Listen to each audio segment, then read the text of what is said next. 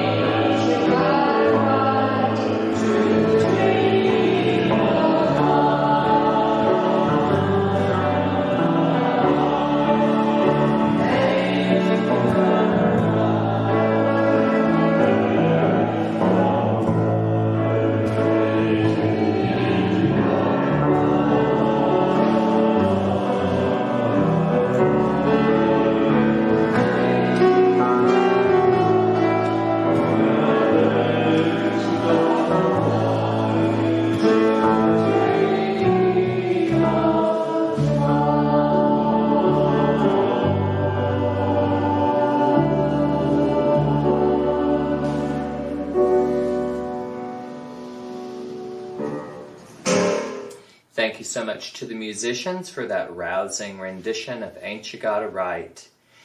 Today's speaker is Maureen Meyers, and I'm going to provide an introduction in her own words. She says, I am an archaeologist who has worked extensively in the Southeastern United States in both academic and cultural resource management settings. I received my Ph.D. in anthropology from the University of Kentucky in 2011 after earning an MA degree in anthropology from the University of Georgia and a BS degree from Radford University in southwestern Virginia. I am currently Senior Archaeologist at New South Associates Incorporated in Stone Mountain. I also serve as the President of the Southeastern Archaeological Conference, a 900-member organization of archaeologists across the Southeast. Please join me in welcoming Maureen Meyers. Good morning, and thank you all for inviting me here today to talk to your congregation. I'm very excited to talk about the archaeology and history of Native Americans in North Georgia. Specifically, I'm going to talk about three different periods: the Mississippian period, the contact, and the post-contact period. And I'm excited to talk to you about all of this today. And I'm going to be available afterwards to answer any questions. So I'll zoom into your meeting and be happy to discuss any of this in more detail or answer any questions. So Mississippian refers to a cultural period that existed between about 1000 and 1550 AD across the southeastern United States. And you can see that there's some sort of sub-areas that archaeologists refer to within the Mississippian period. But these are mostly found in major river valleys of the southeast and the southern Midwest. And they're composed of people that were primarily maize agriculturalists, but this was supplemented by beans and squash, but also pretty intensively by hunting primarily white-tailed deer and other mammals, and then fish, and then also gathering a lot of wild plants. And they lived in what are known as large permanent towns known as chiefdoms that had central plazas, public buildings, platform mounds, and encircling stockades or palisades. And so this map is showing you a lot of the major sites within the Mississippian world. If you're in the Ohio region, this is known as the Fort Ancient culture, and you may be familiar with some of those sites.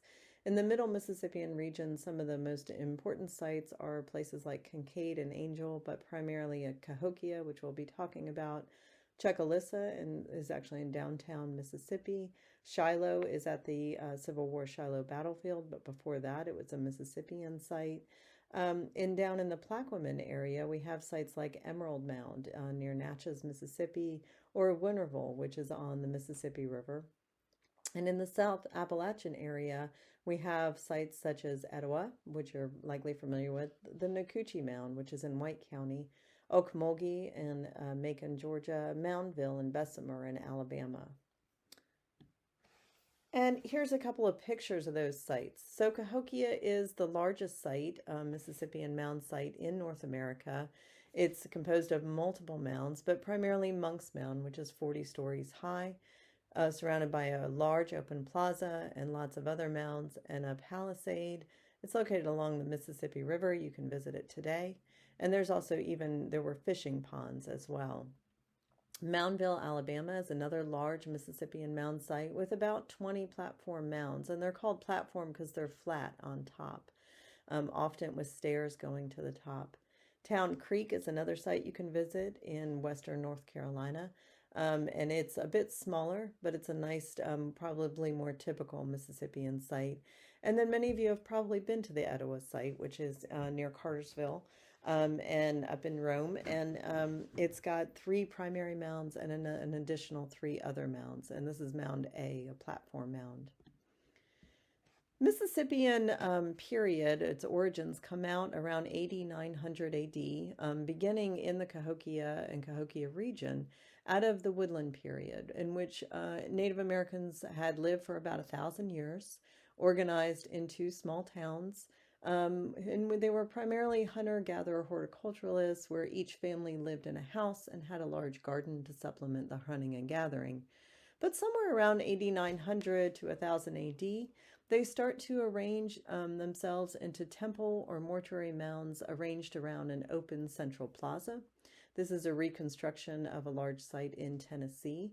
And so you have a main mound with an open plaza and then surrounded by houses. Those who were in or near the mound had higher status than everyone else, and that's a distinctive quality of the Mississippian period for archaeologists. This is when we start to see not just inequality between people, but hereditary inequality, where some people have higher status than other people, and their status is passed on to their offspring. This is also the time at which Indians in this time period start to rely on maize agriculture. So instead of just supplementary gardens per family, now they have a special field in which the entire community is contributing to the growing of large quantities of maize, which is controlled by a chief. And the chief then uses the surplus maize to provide in times of, say, flooding or drought, but also to exchange for other goods that increase their own status. One question that we've had is, now, where did Mississippian come from? Did they replace existing woodland populations across the Southeast, or did they come out of them? Were they a change that happened within the society itself? And the answer is really yes to all of that. It depends on where you are. Certainly in the American Bottom region, where Cahokia is, they come out of the existing woodland population. In the Mid-South region, it's a bit of both of those things happening. In North Georgia, the woodland population is known as the Woodstock culture. And the thing about Woodstock is it lasts into the Mississippian period, but it lacks Mississippian sites. It starts to coexist with Mississippian sites, so it does appear that some people moved in, and then they start to mix these ideas together. I should also note that Okmulgee is a much earlier site. It's one of the earliest Mississippian sites, and it appears to sort of come out of nowhere that people may have moved in. So this is an ongoing debate among archaeologists who study this time period. So let's talk a little bit about the way that these Mississippian chiefdoms were organized, because that's what this group is known as. They're known as chiefdoms, and chiefdoms are a socio-political group that occurs around the world and always signals the appearance of inequality and hereditary inequality. And we see that often, almost always, when there's some type of way to grow surplus agriculture. That could be rice, that could be millet or oats in the Middle East. So this is about the same kind of change you see when in the Old Testament, as tribes become larger groups and the kingdom of David is found. Or what you see among feudal Europe, say in England, when you have tribes going to war with one another, Wars of the Roses, and you have serfs allied with different landowners, that's also could be seen as chiefdoms. We can also see it when pyramids start to come about in Egypt. We also see it in India and in China. So it's not an uncommon thing as populations grow in size. And there's some debate as to what comes first. Is it the intensive agriculture to feed the population, or the population that needs the intensive agriculture? And the answer is yes. Again, it could be either one of those or both of those that are going on. Archaeologically, we see evidence for chiefdoms in the Southeast in things like the variation in site size. We have large chiefdoms like Cahokia and smaller chiefdoms like Town Creek, or in between like Etowah. There's a variation in house size, really large houses on and near the mounds and smaller houses away from the mounds. The content in the houses, so finer, say, ceramic vessels, which I'll show you some pictures of, or other items within the mounds or placed in certain areas at the sites. And primarily the treatment of the dead. So there's a saying in archaeology that the way people are treated in life is how they're treated in death. We want some indicator of people's status to be known, to be represented in their burial. So, for example, in Mississippian sites, the location of burials indicates a person's status, whether that be in or near the mound or away from the mound. Most significantly, probably, or most emblematic of this is Mound 72 at Cahokia. That's recreated here in the upper right. in which you see one individual who dies and is laid out on a shell mantle. And 20 to 40 individuals, mostly young women, are beheaded and placed in the burial chamber with that individual, along with a lot of grave goods. So, for example, here is a recreation of Mound 72's burial. It's a young man on this very elaborately made shell mantle, which probably took hundreds of thousands of shell beads to both make and then stitch into the mantle. Also found in these elaborate burials are things like chunky stones, which is a game played by Native Americans. Projectile points probably used for rituals. So here they are in situ in the burial itself, finely crafted but never used. Here's a plan view map of the burial itself, so you can see some of the different items associated with it. And then you had fancy items. So, for example, this is a warrior playing chunky, and this is the same warrior again with chunky. These are finely crafted items that were made to accompany such kind of burials. All these things together suggest archaeologists' status and inequality is present, because not everyone is buried like this. The other indicator of Mississippian complexity is monumental architecture, or mounds. There's some evidence that ritual is more important at some mounds than others. So remember again that as Mississippian ideas spread, and it's probably very much tied to religious ideas, that as they spread, people take on different ideas. I often would compare it to my students like the very many different denominations of Christianity, and how some Christian churches emphasize one thing over another, and yet all those things are present in the idea of Christianity. So think about that as we look at the Mississippian across the Southeast, that different groups are attaching themselves to different types of the idea of what it means to be Mississippian. So some mounds, their fills are actually colored with different kinds of white sand and red clay. White and red are important colors to Native Americans, representing peace and warfare, and they were seen as having to live together almost in a yin and yang kind of way. And so mounds represent that, and the mixing together of those might represent the mixing of the different clans within a village. Mounds also represent the labor that it represents to make the mound. And so it represents a chief's power to harness that labor and to convince people that, yes, they should spend the next couple of weeks building an earthen mound out of buckets of dirt. Probably often for renewal ceremonies or important sort of rituals within the religion. And so we know that religion can convince people to do many things that otherwise they may not. And so if we look at it in that perspective, it makes a lot of sense. How long did Mississippian societies last? That's a great question. A lot of different people have looked at that. A major period of construction of a mound may have been in a 25 to 50 year interval. So mounds were often, a layer would be built either on a yearly basis, or possibly when a chief came into power, a really thick layer might be laid down. And then the chief might live on top or near the mound. He would die, be buried, often in the mound, and then the next chief would put another layer. It would be a commemorative type of experience, a religious kind of experience to build it, but also a way to establish a new chiefdom. And if we think about 25 to 50 year layers, that's generally just a generation right there, right? And so if you've got a very charismatic leader that builds a first mound, and then they train their successor, who is often in this matrilineal society, their sister's eldest son. So that's how inheritance was passed down. Then they train them to be a leader, and they take over upon the first leader's death. And maybe if they're good, they train the next one. But often that can't sustain itself. Think again to feudal Europe, how those kingdoms could not really sustain themselves very well, and were inherently unstable. So most chiefdoms, we know from radiocarbon dates of mounds that they only last about 100 to 200 years at most. Chiefdoms as a socio-political organizations are just inherently unstable, probably because they have inequality built into the system. Looking specifically at North Georgia, We are actually quite lucky in Georgia to have great archaeological work, I would say, through most of its history, but certainly in the 70s, 80s, and 90s. And one of my mentors, David Hawley, now retired professor emeritus at UGA, actually was able to collect a lot of data that had been done across Georgia. And what you're looking at is a map of Georgia, and each black dot is a mound site within Georgia.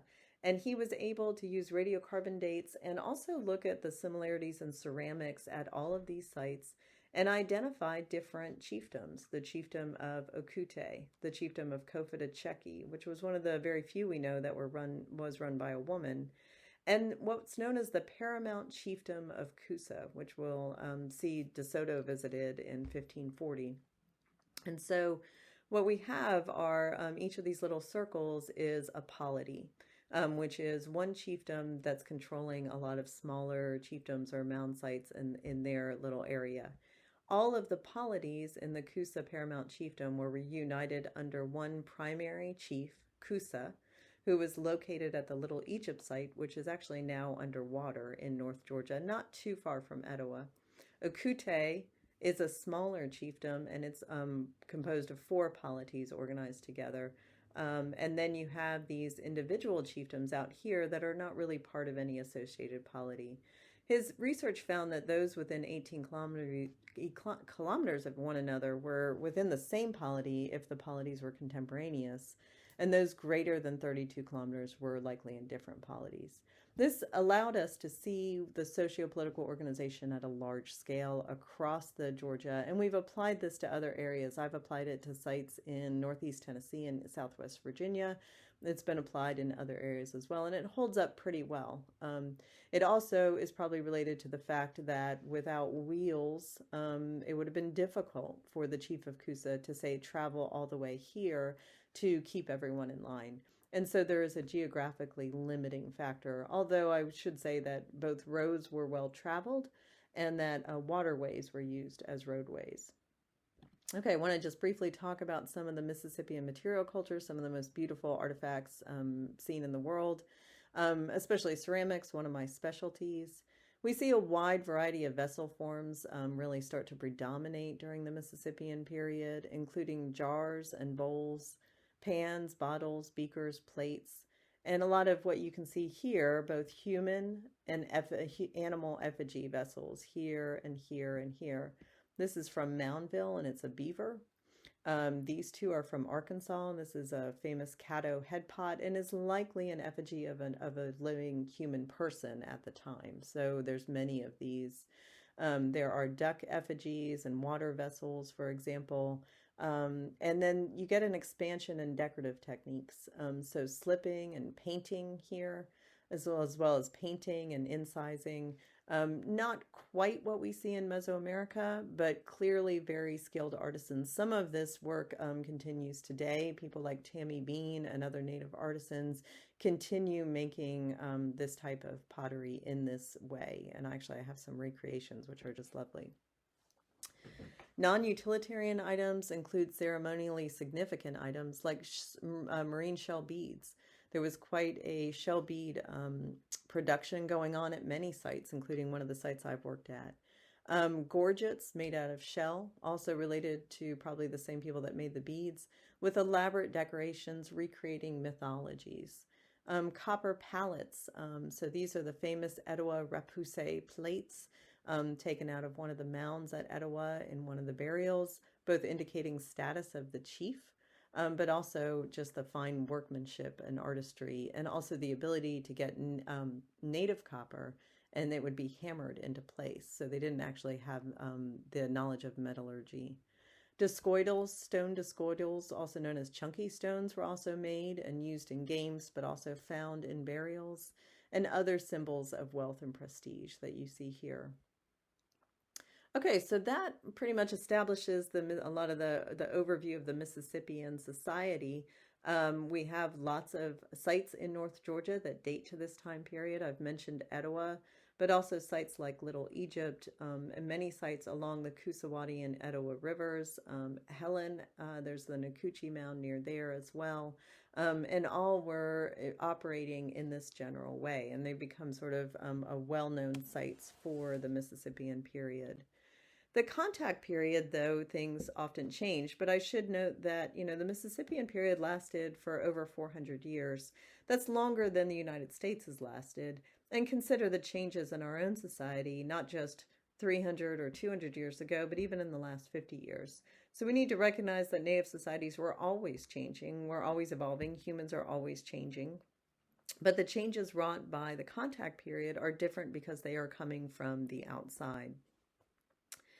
The three main entradas that, and this is what we refer to these European invasions as entradas, are the Hernando de Soto entrada, 1539 to 1543, where he lands in Tampa, makes his way through North Florida and Southwest Georgia, up to Ocmulgee. You can see the results of some excavations of these sites at Fernbank. Comes over into Cofitachequi, that's how we know there's a female chief, excuse me, and then up into the mountains of Western Carolina, in which at this point, actually from the point of Cofitachequi, he's looking for gold, and the natives tell him that the gold is in Coosa, that he needs to go to Coosa. So there was a knowledge of Coosa from even this area here. I'd also say at this time that the Savannah River area is completely empty. It's what we call a vacant quarter, and we're not sure why. It had been occupied earlier in the Mississippian period, but it's empty at this point. It may suggest warfare, and we're not really sure why. He comes to Coosa and doesn't find the gold. He finds copper, not quite the same, and not the riches that he had bargained for. He makes his way to Tuscaloosa, where actually, and this is a modern-day Tuscaloosa, named after the chiefdom of Tuscaloosa, they had been in contact. They had already gotten word that Europeans were coming and stage a massive attack against De Soto, in which he's almost defeated. In fact, warriors from this entire region had come to defend Tuscaloosa. Hernando de Soto is wounded somewhere along here. They stopped near Starkville, Mississippi. That site has recently been found. And then by the time they get to the Mississippi River, De Soto dies from his wounds sustained in the battle, and the remnants of the expedition go this way.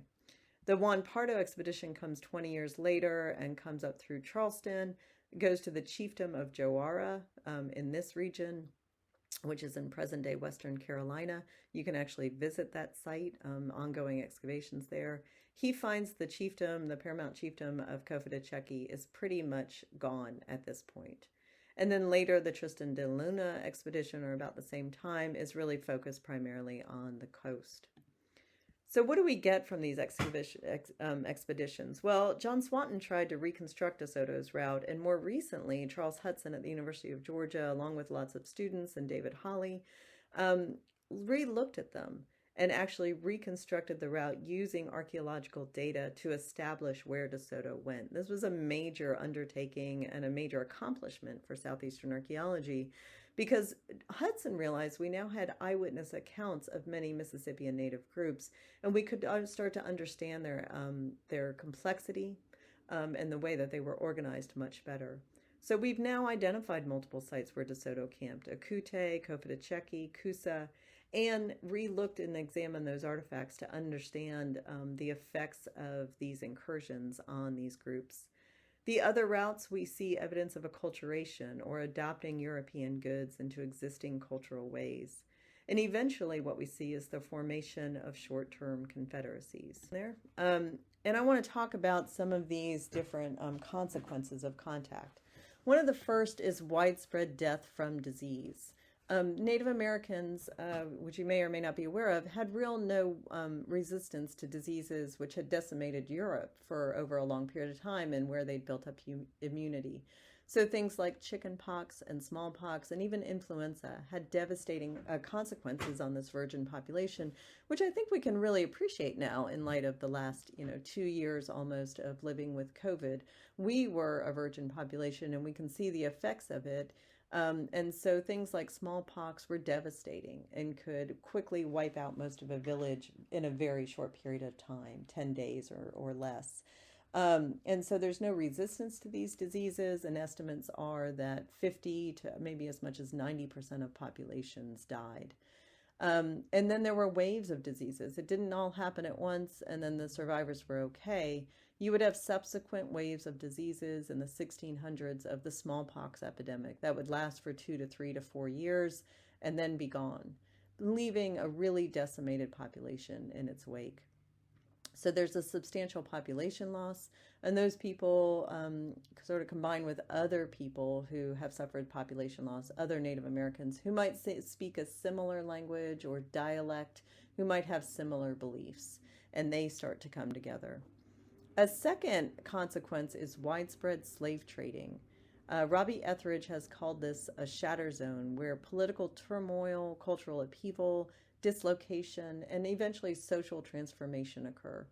So if you're not aware of it, before we had African slaves, there were Native American slaves. And this starts in the Northeast, in which the Iroquois become what we call a slaving society, capturing other Native groups around them and then selling them to the British. They then push some of these Native groups into Virginia, who are subsequently pushed into the Southeast. The Westo are the first group to arrive in Augusta and in 1670, and they start enslaving Native Southeastern groups, taking them back from Augusta to Richmond, selling them, in which they are then put on ships and sent to places like Barbados to sugar plantations. So this drastically changes Native economies. Other Southeastern groups also then enter into the slave trade as a way to gain some power in this arrangement, to avoid being enslaved themselves. But also what we don't often realize is it does link the North to the South. And so after that initial, disease epidemics, you have the slaving epidemic, and then that's compounded by additional disease epidemics. And then you also have subsistence changes, where the appearance of non-domestic foods like peaches and chickens and pigs, the foods that we think of as quintessentially Southern, are actually fairly new and brought by Europeans to the Southeast. Gender roles become less rigid and more fluid, and that is tied directly to the deerskin trade. So here's another change that happens, in that deerskin becomes a very valuable commodity. First, beavers were a valuable commodity, being made into beaver skin hats in Europe. And then the beaver population in the Northeast was almost decimated. And then this becomes a demand for deerskin. And so by 1715, all Native groups are engaged in deerskin trade, primarily with the British. And by 1715, the Yamasee War outbreaks, in part because there are no more deerskin left to hunt, and that the natives are mired in debt by dishonest traders who they owe so many deerskin that they could never pay. But while the deerskin trade is at its hottest in the late 1600s and early 1700s, women become critical to it because they have to prepare the deerskins for trade. They have to be processed, and this takes many days. We also see a change in the type of stone tools, in which instead of projectile points, they're replaced by stone tools to clean the deerskin. And then the projectile points are replaced by guns. So bows and arrows become replaced by guns in order to kill more deer. So this too has lasting consequences in the Southeast. And what we see is a story, though, of resiliency, of a lot of coalescence and confederations, people coming together to meet their needs, whatever those needs are, in a very, rapidly changing economic and political landscape. And eventually we have the emergence of the so-called 5 civilized tribes, which are shown here, right? The Chickasaw, the Creek, the Choctaw, the Cherokee, the Seminole. And formations of new ethnic identities. And in my time remaining, I want to just talk about 2 of those, focused in North Georgia, the Cherokee and the Creek. We know that these groups were removed in the 1830s, which was an idea first devised by Thomas Jefferson, in order to so that whites could use the land. The idea was that whites used the land more productively than natives, and so manifest destiny was invoked in order to let this happen. But that doesn't quite happen until the 1830s, and until that time, what we have in between this time of, say, the end of the deerskin trade in the early 1700s and the 1830s is the formation of these 5 groups. And so the Cherokee is one of these groups. And they didn't form into one coherent ethnic group. There's great archaeological and documentary evidence showing that they were actually different groups located in the same general area: East Tennessee, Western North Carolina, North Georgia, and parts of South Carolina. And the Cherokee as a social entity don't call themselves that really until the end of the 17th century. There's a negotiable relationship between towns where some towns are seen as more primary than others. And power is found in multiple areas. In fact, there's an active maintenance of spreading of power to prevent the formation of paramount chiefdoms.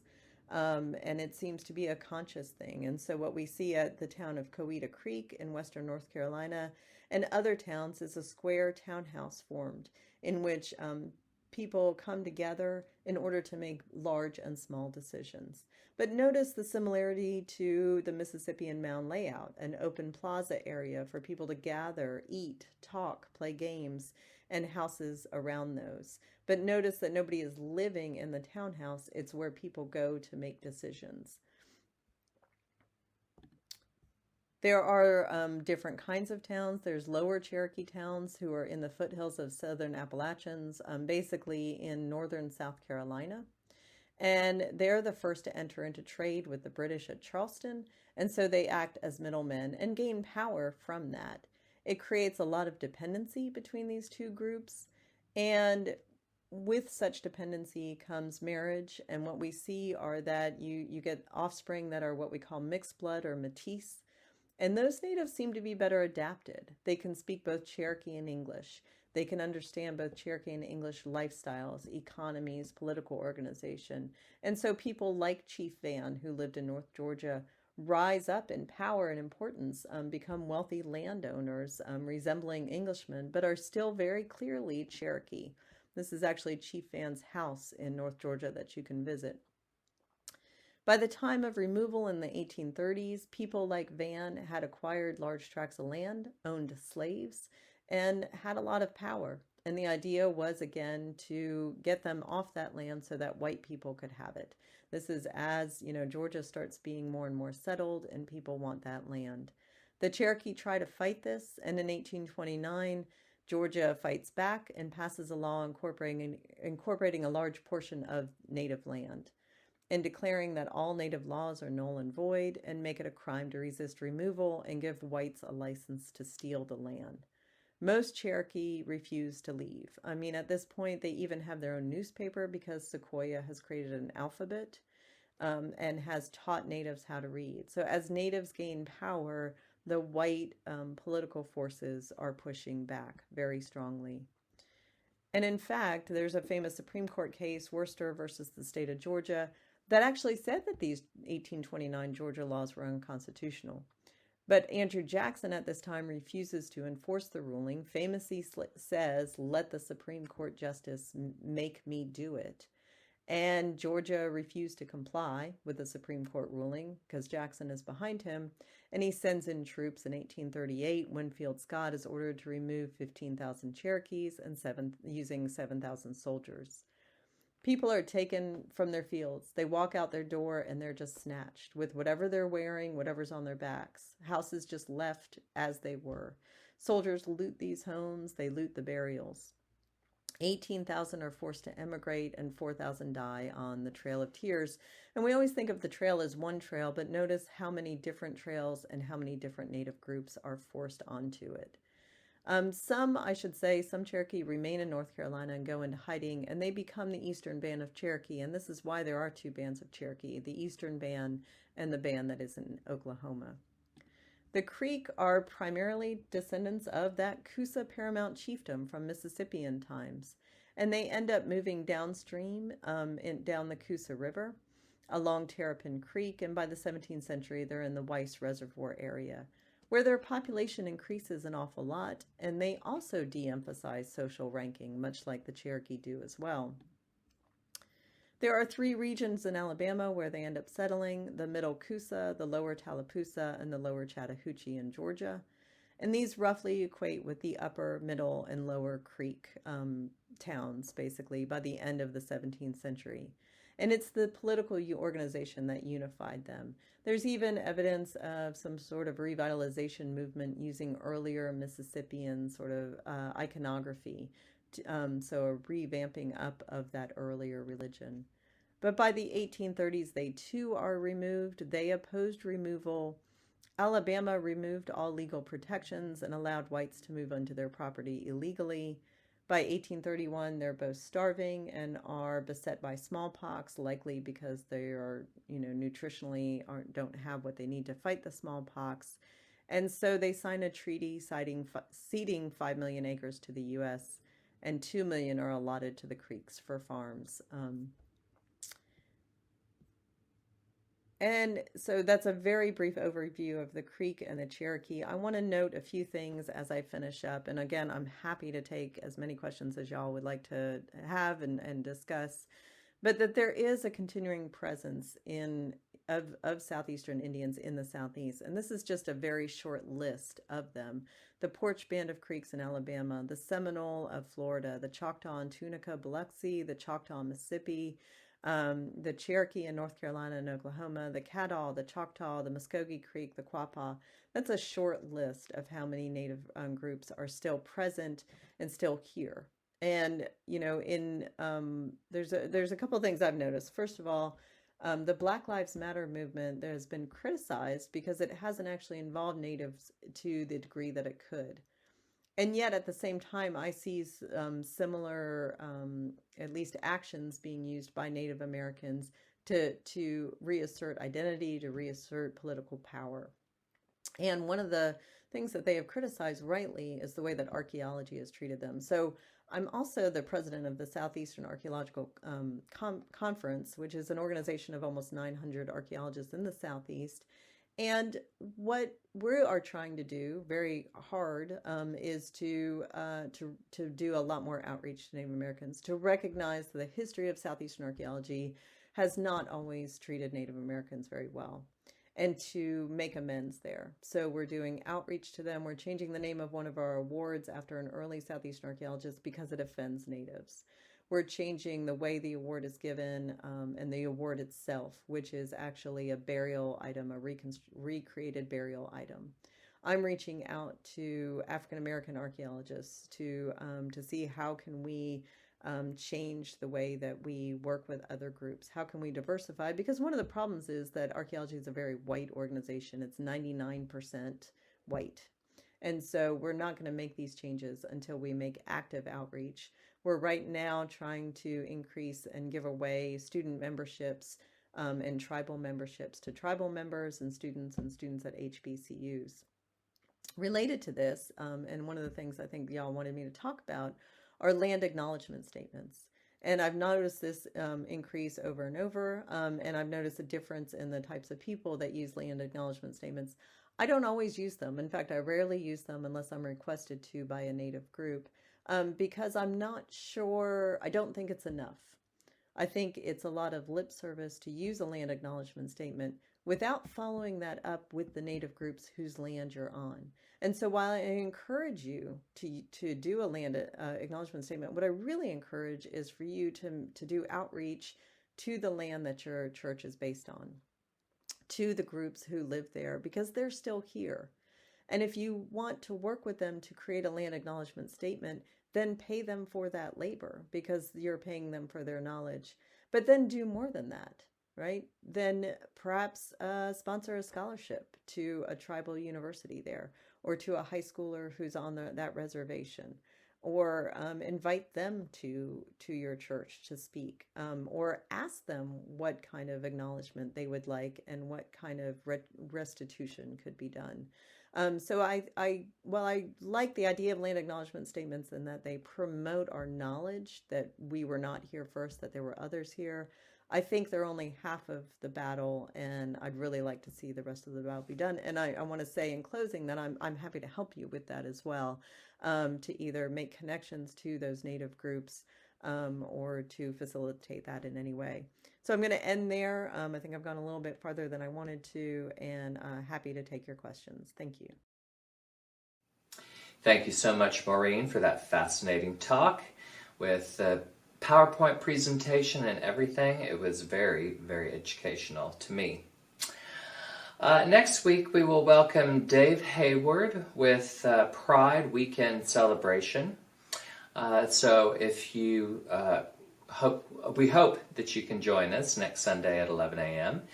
Or also, if you would like to join us for our meet and greet on Zoom immediately following this broadcast, you can do so by following the link that is posted in the chat section of today's broadcast.